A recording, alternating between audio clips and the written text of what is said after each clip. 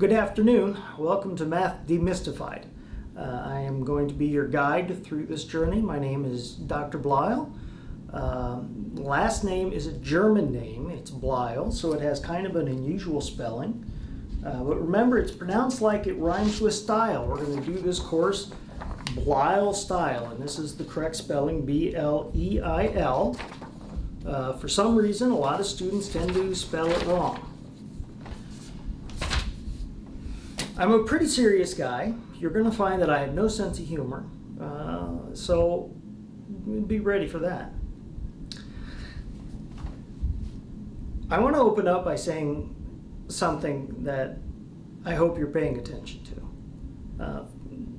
First of all, let me apologize for not being there in person today. Unfortunately, as you're watching this, I am in Minneapolis, probably passed out from being exhausted. Because I'm taking a week-long training course. But here's the reality. Mathematics has kind of a bum rap. It is considered by many people to be very difficult. And I'm not going to kid you, this is going to be, well, a challenging course for some of you anyway. But the reality is, you're here because you have the background you need to be here.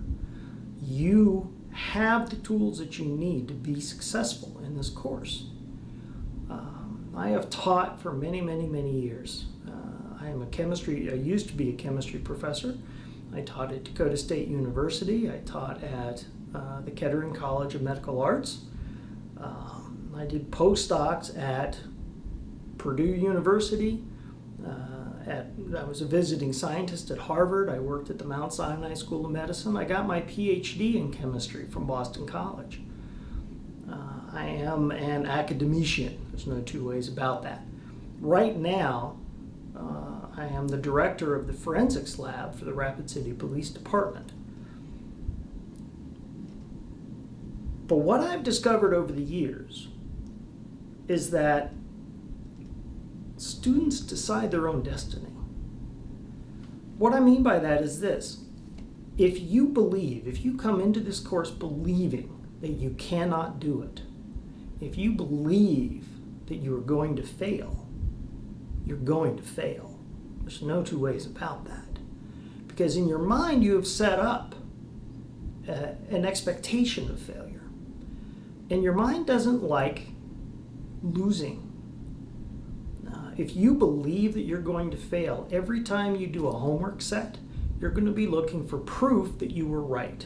You're going to get to that very first problem that requires a little more than routine work. It's going to require a little bit of thought. And as soon as you reach that, you're going to say, see, I knew I wouldn't be able to do this. And then you're going to look at the next problem and say, I can't do this one either. And by the third problem, you've closed your book and you've given up. The reality is you can do this if you believe it. I believe in you. I have not even met you yet, and I already believe in you. But what's more important than my believing in you is you believing in yourself. This course, it's going to take work. That's the reality. A lot of people have trouble with mathematics. A lot of that trouble is in their own mind. But it's going to take work. Mathematics is all about practice. There's a routine, there's a drill that you're going to have to go through. And the only way to get it down is to do the work, to sit down and work through the problems. This is where homework comes in so important. Because when you do homework, you are practicing the skills that you need to be successful. And every homework set, not just for this book, but I mean any math or science course, is set up the same way. You're going to start off with drill problems. You've learned how to do a basic function, addition, subtraction, whatever it might be. You have learned a skill. So now the first set in homework is going to be to practice that skill. And you practice it over and over and over again. The next set of problems in that homework set is going to be another skill. So the first set might be addition, the second set will be subtraction. You need to do it over and over and over. After you go through a few of these drills type problems, the next set of problems are going to be combinations. Okay, at this point, you're going to have to do addition and multiplication. You're going to have to do subtraction and division. It's going to be a combination of skills. Finally, in your homework set are going to be things that stretch the way you think. It's going to be taking the exact same skill set, but they're going to make it look somehow a little bit different. They're going to word it differently. They're going to make it look unusual to you. All of a sudden, maybe you have to work backwards instead of forwards with it. The idea here is to get you to really understand what to do, what it means, to get that foundation that you need to be successful. So be ready for that. It's going to be all sets of levels of questions as you go through this. It's nothing to be afraid of. You can do it.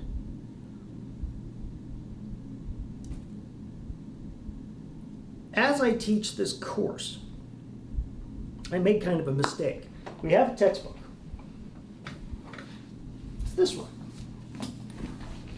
Introductory algebra, pre-algebra. It's harder to read upside down than it looks.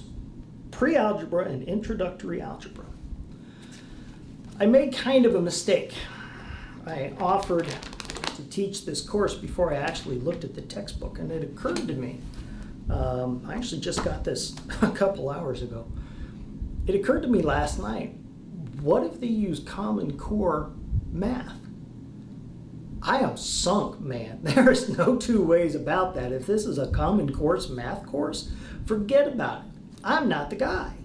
I'm old school. There's no two ways about that. I'm happy to see that in the examples that they give in this book, this was written by someone who is old school as well. This is not Common Core. But maybe you learned it as Common Core. Is that going to be a problem? The answer is no. You have to be a little ready. I'm going to teach this old school. So as I go through examples and whatnot, I'm going to do it the way that I learned it. I'm going to do it old school. But most of the time, I am not going to worry about how you solve problems. There are occasions, and I mean that literally, occasions, that it is helpful to instruct a student to solve a problem using a particular method. But when you use that approach, what you're testing is if the student understands the method. And usually the method doesn't really matter. If you can get the right answer, it is of no concern to me how you get it. Solve these problems the way that makes sense to you. And don't worry about if it's the right method, unless I specifically say I need you to solve this using the Pythagorean theorem. Well, then you're going to have to use the Pythagorean theorem. But unless I specifically say that this is the approach I want you to use, any approach that you use is fine. As I'm teaching this course, maybe I should get that out of the shot. As I'm teaching this course, every once in a while I'm going to skip or skim certain material in the course. The reason for this is simple. It's because I'm going to assume that everybody already knows it. Now, this is something that's very important. If I do this, when I make these assumptions, there are going to be those of you who are not strong or do not know or have not seen what it is that I'm talking about. When that happens, I need you to understand this is not a failure on your part. This is a failure in your education. I'm assuming that there's something that you have been shown along the way. It's going to be something common. It's going to be something obvious. But if you have never seen it before, or if you never learned it, if you don't understand it, that is not your fault, which means it is okay to seek out additional help on it. I can understand that maybe you don't want to come out in class and say, you know what, I don't get this. Maybe you're a little embarrassed, and I understand that. But I am not your judge. I'm here to help you be as successful as you want to be. And when I say successful as you want to be, you have to understand, that doesn't mean I'm going to give you the grade that you want. But I'm going to work with you to get you the grade that you deserve. If you're willing to put in the effort, you're going to do well in this course. And I am on your team. I'm on your side. That's my goal. That's my job. So if I assume that you know something and you don't, reach out to me, because there's no way I can read your mind. I don't know your entire background. I don't know any of your background, as a matter of fact. So you have to let me know. Clue me in. I've never learned addition before. Okay, that's fine. I probably won't go over it in class, but we'll make an appointment for you to come, and I will work with you on it on a one-by-one basis. When I teach in the class, I'm throwing a wide net. We don't have time, unfortunately, to cater to every learning style that there is and to every strength and weakness in the class. So you cast a wide net. You try and teach in a way that will get most of the students to where you want them to be, but always with the understanding that there are going to be those students that just can't do it that way, that just don't understand it that way. If you happen to be one of those students, don't worry about it. Reach out to me. Let me know. We'll find another approach and we'll make it work for you. Okay. It is a common assumption at the university, at the college level, that for every 1 hour that you spend in class, you will spend between 2 and 3 hours on homework. This is not an assumption for this course. This is a general assumption in this country on homework. That's why a 12 credit hour course load any given semester is considered to be full time. Because if you take the 3 hours plus the one that you're in class, 12 by 4, well, that's 48 hours per week. 40 hours a week is a regular full-time job. So if you're carrying a 12-hour course load, it's the equivalent of a full-time job, and then a little bit more. Do you have to spend that much time? No, probably not. You have to spend enough time to get the concept of what you're doing. But I have invariably had students in the past complain because they started their homework the night before, and 3 hours later they were still working on it for the week. Well, I'm not going to feel sorry for you if in my 3-hour class you only spend 3 hours on your homework. I would expect that homework to take between 6 and 9 hours. This is a 4.5-hour course. So you can expect to spend as many as 15 hours on homework. I don't mean that to scare you, but that's the kind of time you should budget for yourself. Hopefully you'll take much, much less time. The importance is not how much time you spend on homework. The importance is spending the time you need to get the concept. As long as you get the concept, maybe you can finish your homework in 20 minutes. That's fine. Some of you are going to take longer than others. That's fine too. It's not a race. We're worried about what you understand. That's going to be the key. Speaking of homework, different people learn in different ways. First and foremost, you want to know somebody in this class. At least one other person. If you have to miss a class for some reason, and we hope you don't, because keep in mind, 1 class a week, 4.5 hours, that's a full week in regular time, regular school year time. If you miss one class, it's the equivalent of missing a week of classes during the autumn or during the spring semester. So if you have to miss a class, which we hope you don't, you're going to want somebody there who you know, who you trust, and who's willing to help out. You want to know them. You want to be comfortable confiding in them. I'm going to miss this class. You don't always have to tell them why. Sorry, I'm getting a urology catheter installed. You don't have to say that. I hope you never have to say that, trust me. But you want to be able to know them well enough to call them, to text them, to say, I'm not going to make it to class. Can you take notes for me? You want to be able to trust them to take very good notes because you're not there. If you miss a class and you come to me and say, what did we cover? I'm not going to be a lot of help. I'm going to say, well, we covered chapters 3, part of 4. It's going to be all I'm going to say. Because let's be honest about this. It's not fair to me to expect me to repeat an entire lecture because you missed class. So I'm not going to be able to give you the entire class on a one-by-one basis. Here's what I will do for you, though. You get those notes from somebody else. If you get those notes, go over the notes and correlate them with the reading, with what we've done in the chapter, then I'm more than happy to sit down with you and help you to figure out anything that doesn't make sense. When I teach, the reality is I tend to be kinetic. I'm sitting here right now in my,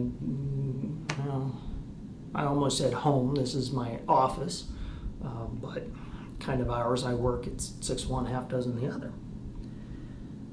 But when I teach, you're going to find that I'm at the board all the time. I'm doing practice problems. I'm setting things up. I'm pulling them out of my mind, which at times is a little bit skewed. But that's okay. I'm seeing a therapist for that. Be that as it may, a lot of times what is important in my class is not what I'm writing down, but what I'm saying. I don't use PowerPoints. I find that they're too rigid, they're too linear. I'm going to come in knowing what I want to cover, and I have no idea how I'm going to do it. We're going to cover it. But that gives me the flexibility of being able to answer questions on the fly. If it seems like the class wants to go in a different direction than I had anticipated, I can do that if I'm not tied to some sort of a presentation. So I'm going to come in just like that. These are the things I'm going to cover today. I may not have any clue how I'm going to do it, in what order, but we're going to get through them all. And we're going to be flexible doing it, and hopefully we'll have a little bit of fun.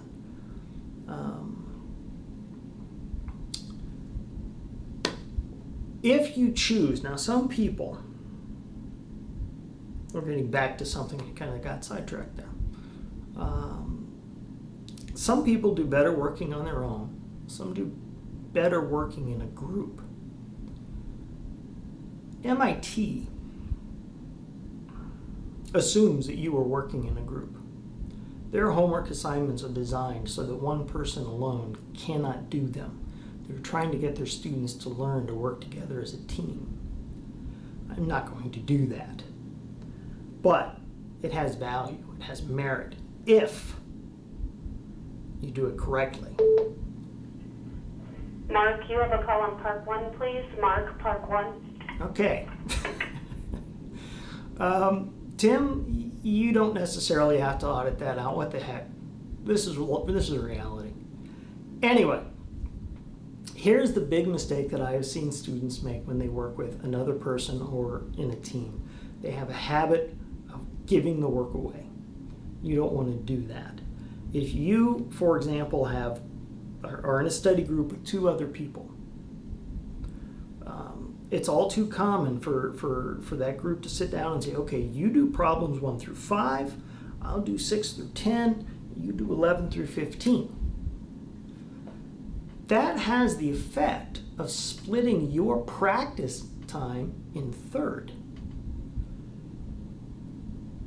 If you're into sports or actually if you're into the band or whatever, I used to be a flourishing tenor for a bagpipe band.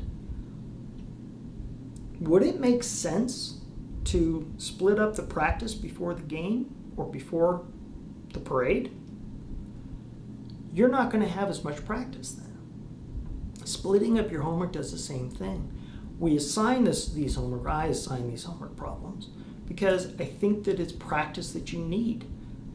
I'm not worried about what the answer is. Guess what? I can figure the answer out. I don't need to see the answer.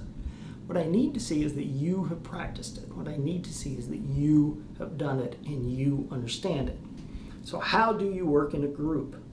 Here's the best approach. As you have a homework set, work through the entire homework set yourself before you meet as a group. Anything that you have trouble with, spend a little bit of time, spend a reasonable period of time figuring that out. If you have one problem and you have worked 5 hours on it, guess what? You've spent way too much time on that one problem. But give it 3-5 minutes, somewhere in that range. Really, give it a fair, honest effort, but don't go overboard. Once you have gone through your entire homework set and you get together with your group, there's a couple things you can do. You can double check your answers. And if you find that you get different answers on something, try and figure out why. Was it just a mistake that one of you made? Or is it possible that maybe there's something wrong with the approach that one of you doesn't quite understand how to do it? Any problems that you could not get, that's the time to brainstorm. That's the time to say, geez, I just couldn't get problem number 73. And talk about it in your group. And maybe you didn't get problem 73, but your friend did. And oh, you know what, that was kind of a trick. Here, this is what I noticed and here's how you do it. Once you understand it, do not just write down that answer. Write down what you need so that you can go back and work the problem yourself. Very important to continue to do that problem even if you don't understand it. And keep in mind, you probably will help as well. Because maybe your other friend never understood problem 64 and you realize, oh, 64, here's how you solve that. Work together as a team, but don't divide the work. Very important to be able to do that. Okay. We have a syllabus. I always wanted to draw a bus with clowns on it for my silly bus. It's a silly. Tough crowd. All right. Hopefully this has been handed out to you. I don't know that all the information is correct, but there it is. Office hours in office. Here's the reality. I'm an adjunct professor. I have a full-time job. I'm here in the forensics lab for the Rapid City Police Department. It's what I do. If you knew what they paid me here at NAU, you'd realize this is not a full-time job for me. But I'm here because I want to help. So, getting a hold of me is a problem. You're not going to be able to just walk into my office and sit down and talk with me because my office is in a very secure building and you have to go through lots of security to get to me. But it's not so hard to reach me. If you want to have if you're having a problem, you have my email address here. Send me an email and tell me that you're having problems, and we'll make an arrangement to meet and we'll go over it, and then we'll let you in the secure building, which is kind of a cool thing. Not many people get into this building, so that's kind of cool. It's your traditional grade breakdown. 190 to 100 is an A, 80 to 89 is a B, blah, blah, blah, blah. Made up of several different components. My math lab homework. My math lab is kind of a cool system. I've seen it work. I'm looking forward to logging onto it the first time here soon. But it's a good system for practicing in a very interactive way. It will help you to figure out where your weaknesses are. It will automatically modify the homework problem so that if you get something wrong, you can go back and do it again with different numbers. That's not going to be the same, so you can try it several different ways. That homework is going to be graded. Your in-class activities, we are going to have in-class activities because the most important thing here is that you understand the concepts. So for the in-class activities, we're going to do enough to make sure that you understand the concepts and to make sure that if you have a question, you can ask me. We want you to go home knowing what to do. And so that's important. Now, once you get home, that's when you do the drills and you keep practicing it over and over and over again. But we'll do in-class activities. My math lab lesson plan exams. We're going to have regular exams. We're going to have a comprehensive final exam. Comprehensive means covering the entire semester. Don't worry about it. By the time we get there, you'll be ready for it. The thing to remember about math is it builds on itself. This means a couple of different things. The bad news is, if you don't understand something, it's going to plague you from that day forward. This is why it is so important to understand every single lesson as we go through it, because it's going to show up again and again and again. Those skills are going to be so important for the rest of the semester. But the good news is, by the time you get to a comprehensive exam, you've practiced all of the early skills so much, they'll be second nature to you. So comprehensive exam is not quite as scary as you might think, provided you keep up and understand what we're doing. Very important. We're going to have review assignments. Total points are 2,000 points. I hope that doesn't cause the entire world to crash and burn. I have 2,000. It's a Y2K joke. And this is in the year 2000. The calendars are tough crowd. ADA statement.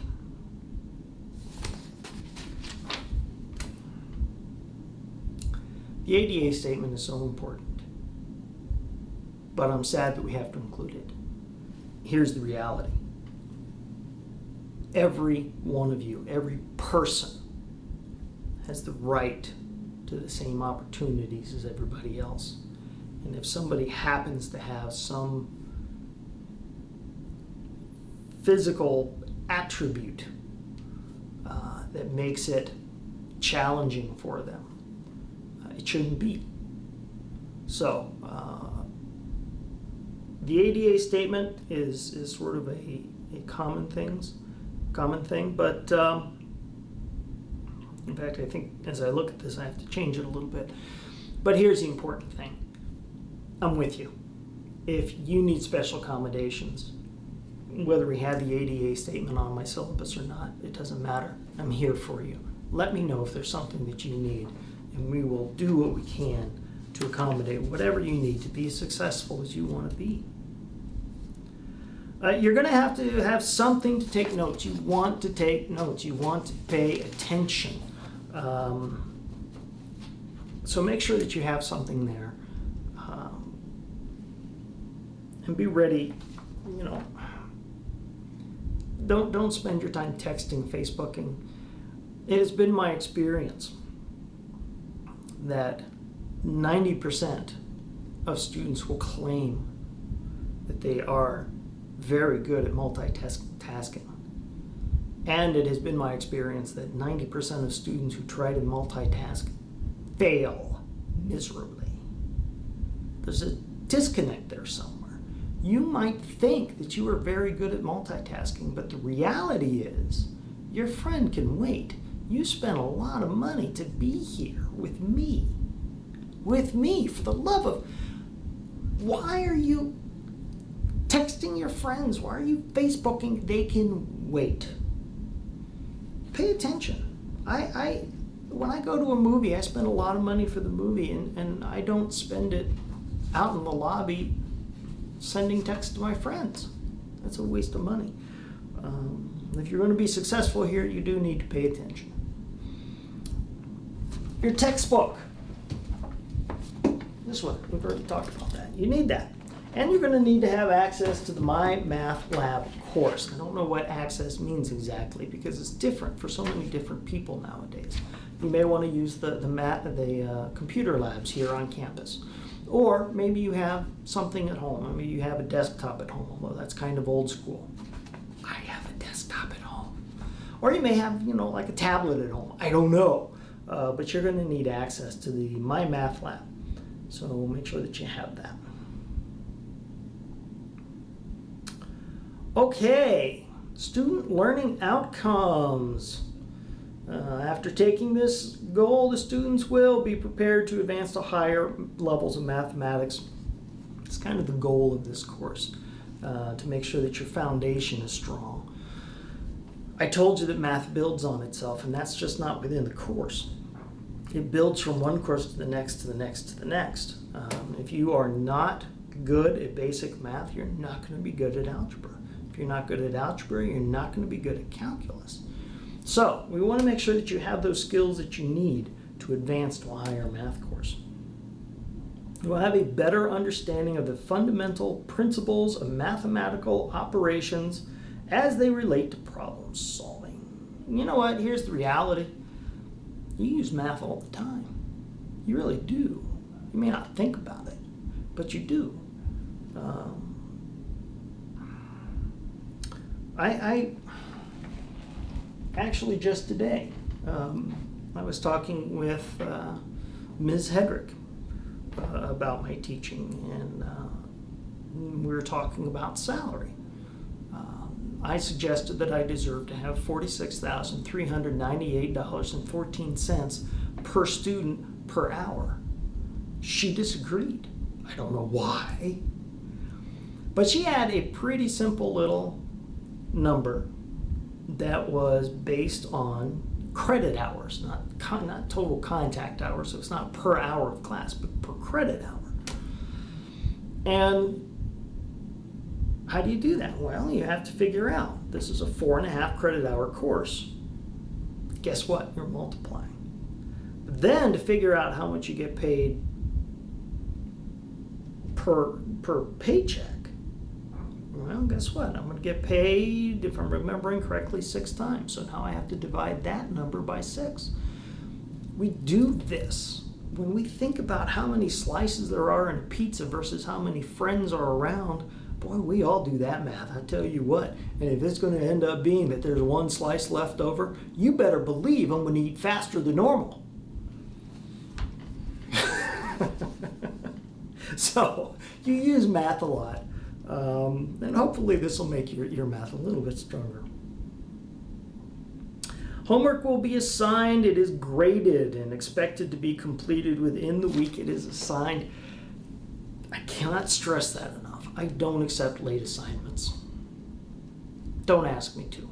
It's not fair to me. It's not fair to me when students come by having had an entire week to work on a homework set, 3 weeks later and say, oh, here's the homework set from. That's not right. I graded that. I'm done. I did my job. The first year I taught, I was teaching chemistry labs at Boston College as a graduate student. And it was a summer course, just like this is. These poor kids had 4 labs a week, Monday through Thursday.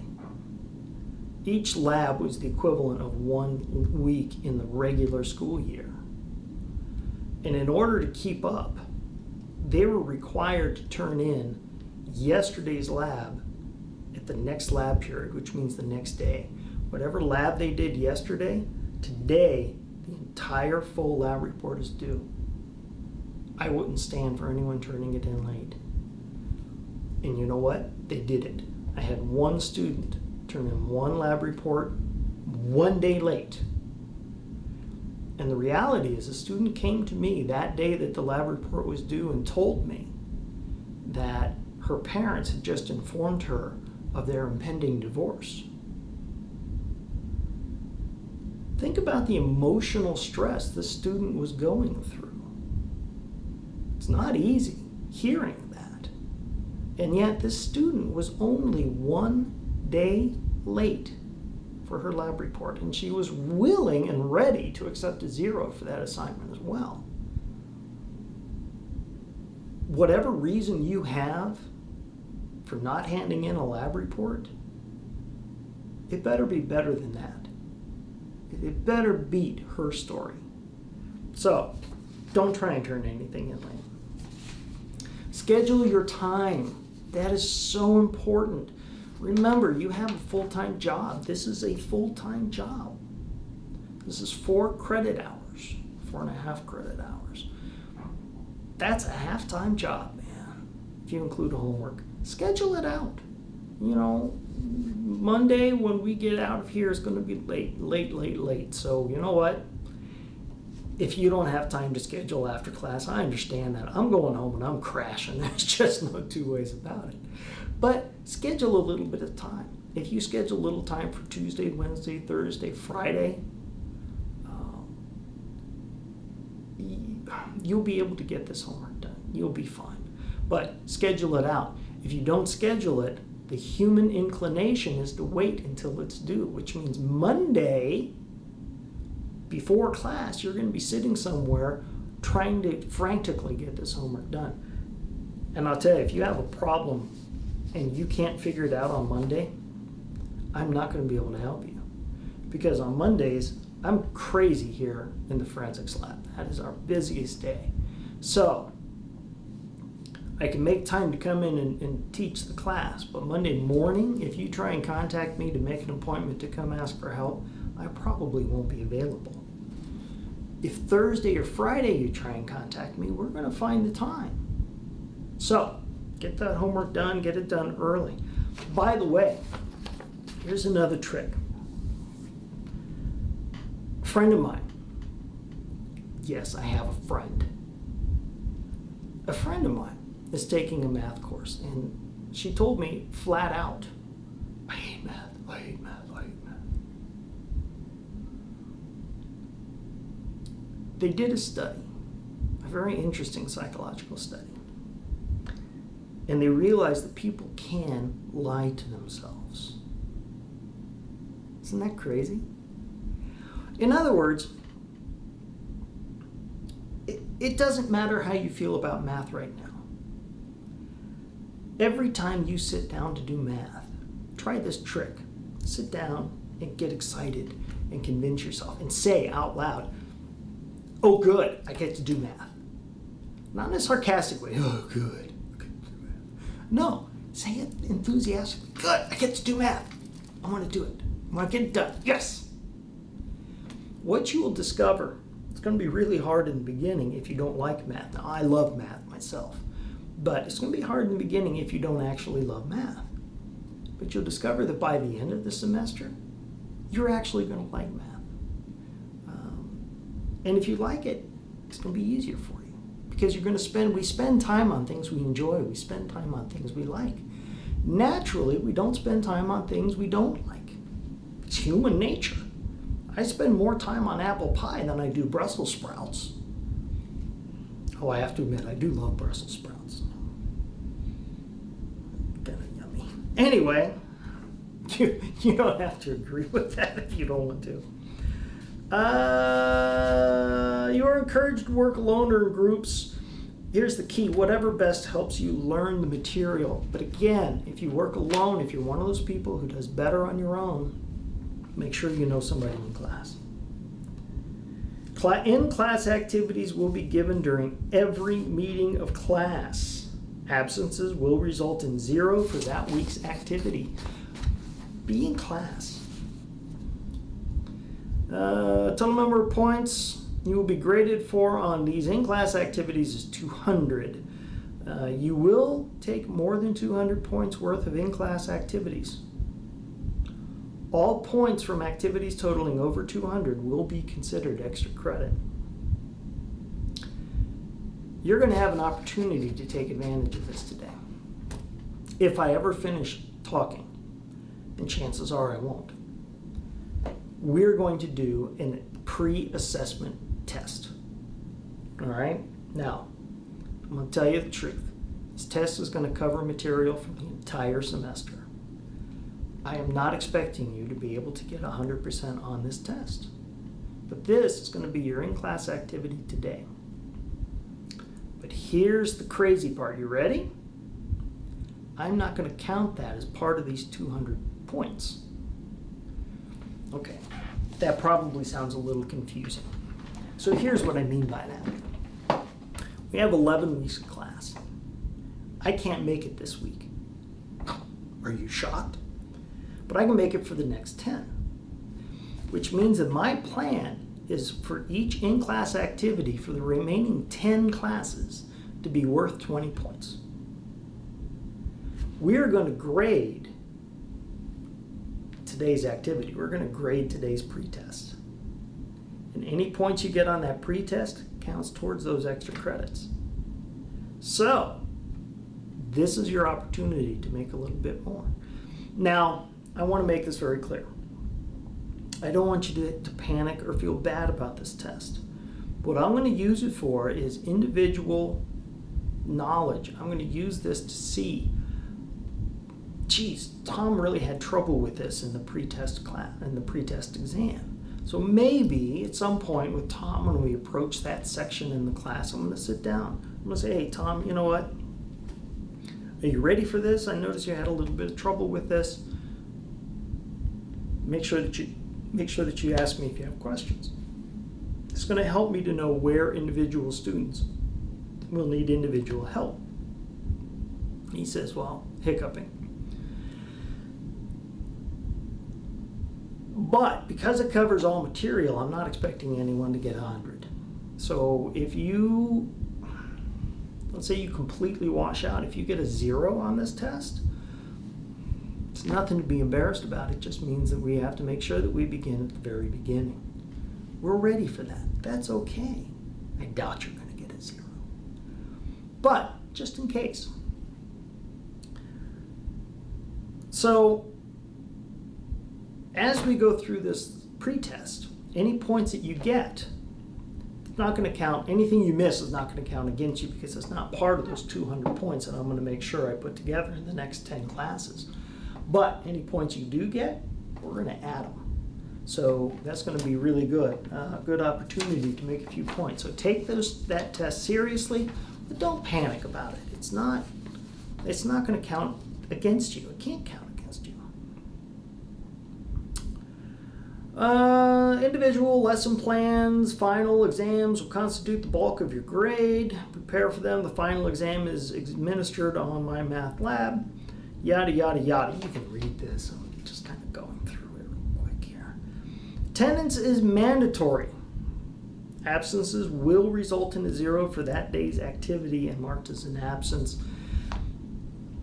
Your attendance is going to have to be taken. And you will miss any activity points for that day. So you want to make sure that you're here. But aside from those activity points, it's not going to count against you. I don't use attendance as part of my grade scale.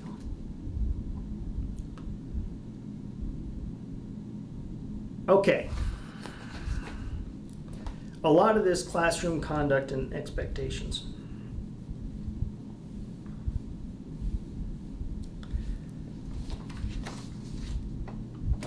You're taking a class. And I think there's a habit of students to take classes like this not so seriously.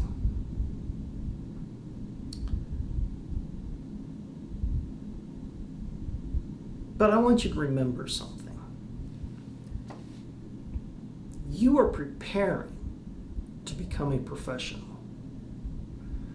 You're not here because you want a job doing some mundane work. You're in an institution of higher learning.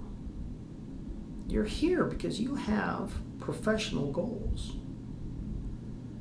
So even though at this point you are not a professional, This is practice. Think of it as practice. This is your full-time professional job right now. So this is practice. So act professionally. Dress professionally. I don't mean you have to wear a tie like I do. In fact, most professionals don't wear ties these days. I just happen to be a freak. But dress like you're going to a job. You know, casual. You know, don't wear anything that's offensive on your shirt. Don't wear clothes that are torn. You're going to your job. Your behavior should reflect as such. And it's just good practice. By the time you graduate, you're going to graduate. By the time you graduate and you get that first job, it's going to make the transition so much easier because you've already been dressing the role. You've already been acting the role. You've already been speaking professionally. You've already been courteous. These are skills that are so important. I can't even begin to tell you. You know, we have a habit of taking things for granted. I taught chemistry for 20 years. And I had majors that were my advisees. And they always had to take these general ed courses. And they had a habit of not taking it seriously because they don't understand how English is so important in chemistry. Well, I tell you this. You can have as many letters after your name as you want, but ain't nobody going to take you seriously if you can't talk no good. You have to learn to speak. Avoid swearing. The only people who swear are the ones who have nothing better to say. Use proper grammar.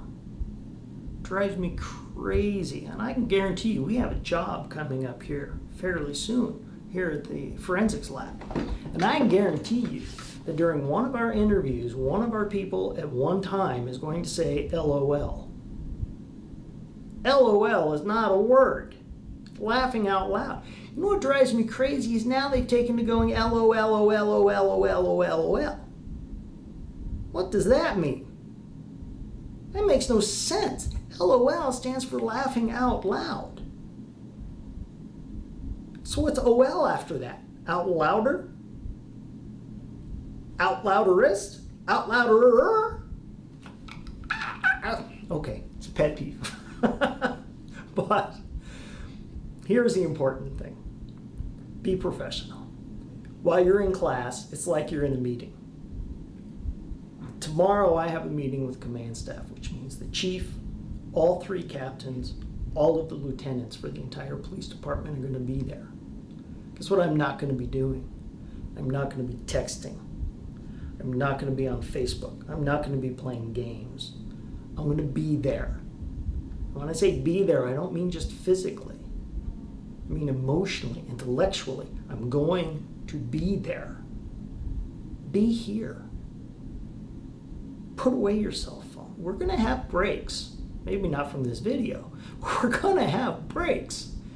Perfect time to catch up on your game of war and your Facebook and replying to texts that you got in the last, however long it was since our last break. Not during class. During class, it's disruptive to the other students. It's distracting to you. You are not good at multitasking. I'm sorry, that's the reality. I believe studies have said about 3% of population is good at multitasking. 3%. Okay, maybe it's you. It's probably not. So, be here. Cheating and plagiarism, you're only cheating yourself. But here's the thing.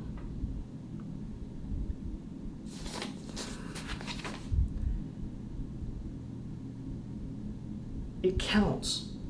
I told you that this is your career right now, and it is. It's actually called your academic career. Cheating and plagiarism, guess what? Makes it to your record. It's like a prison record. Do you want that? Don't cheat. Don't plagiarize. I'm here to help. If you need help, I'm here. Let me know what I can do.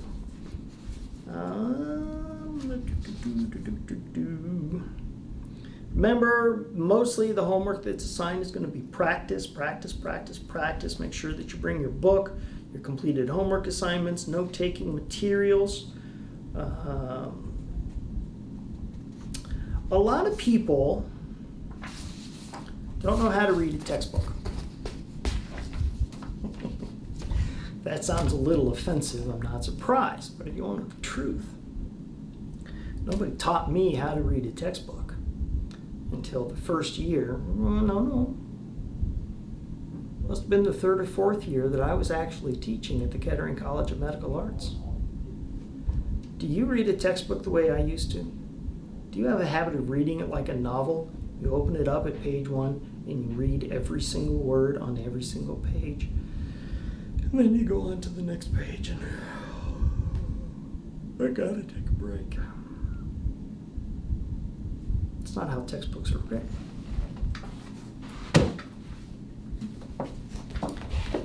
Here's the best way to read a textbook. And these modern textbooks are a little bit better at this. Well, okay, we'll do that. Here's lesson 4.5. If you're playing along, it's on page 260. But as you can see, I just opened it almost randomly. I just wanted to make sure I was at the beginning of a section. Here's what you do. You're going to read this chapter half a dozen times. But it's not as scary as it sounds, because the first thing you're going to do, flip through the section and just look at all the pretty pictures. Wow, a lot of homework problems on that one.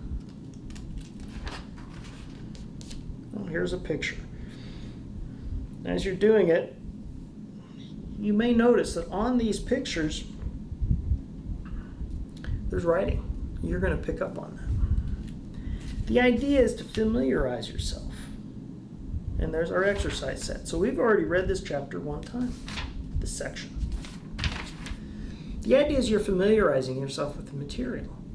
A lot of times, the biggest roadblock to students learning is the fact that the material does not sound familiar to them. That's a problem. The more you go over it, if it starts to sound familiar, it becomes less scary. And that's what you're doing. So now, read the titles.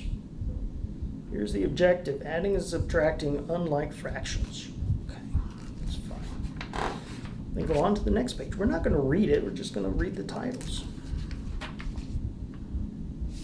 Objective: solving problems by adding and subtracting unlike fractions. We've just read this chapter twice. Now we're going to go back and do it again. But this time, what we're going to read is what's in the side,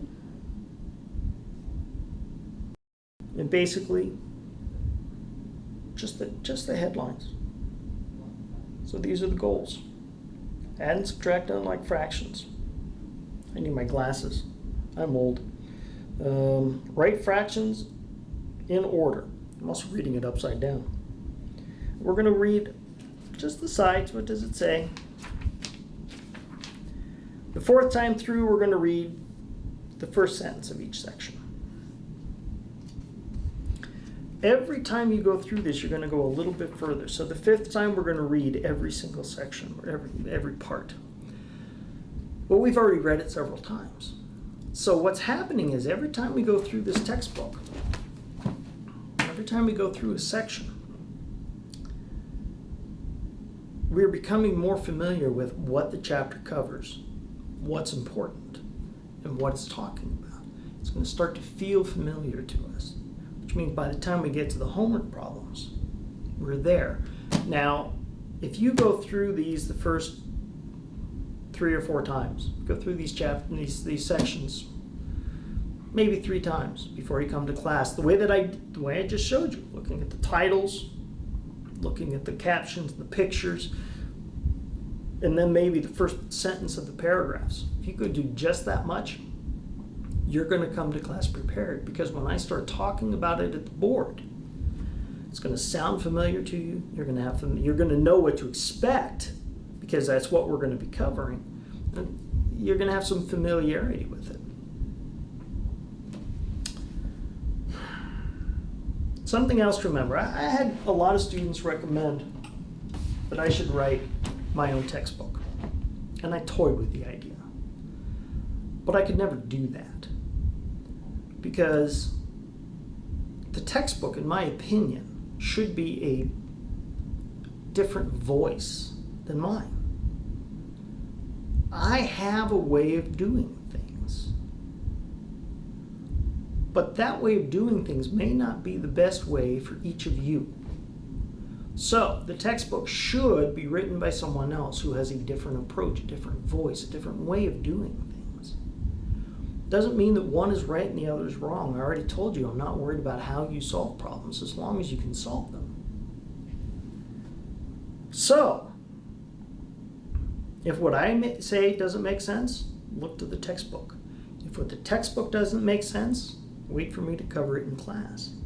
If neither one of them makes sense, and you have a third way that you learned maybe at some point in your career, use the third way. If you're not sure, stop by and see me. There are some problem-solving approaches that work well, but with pitfalls. So, if you're not sure of your approach, ask me about it. And if it works, I will let you know this is perfect.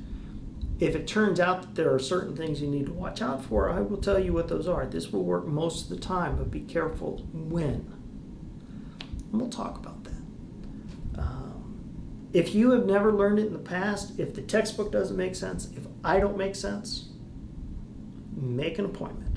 That means that your style of learning is something different than what I have taught to the class, than what the author has taught.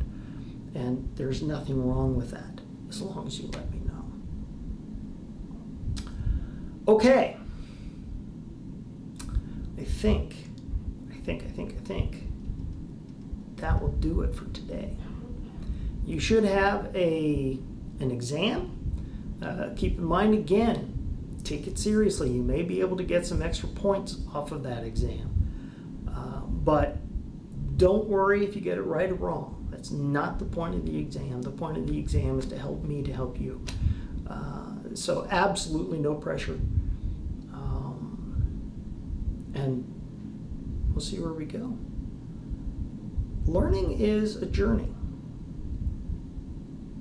The reality is, I can't teach. Now, I know that somewhere out there's someone who made a snarky comment. Here's the reality.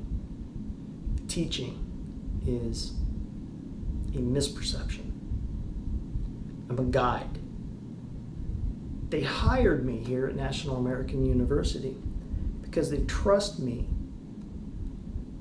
to be a guide, to know what it is you should learn as the course comes along. All I can do is open the door. It's up to you to step through. What I mean by that is it's up to you to put the cell phones away. Put them on silent mode. Don't text. It's up to you to continue your journey outside of class, to do your homework, to do my math lab, to do the assignments. It's up to you to let me know when you're lost in the jungle, because I can't read minds. Stop by and see me. Together, we'll get through this. You'll do well.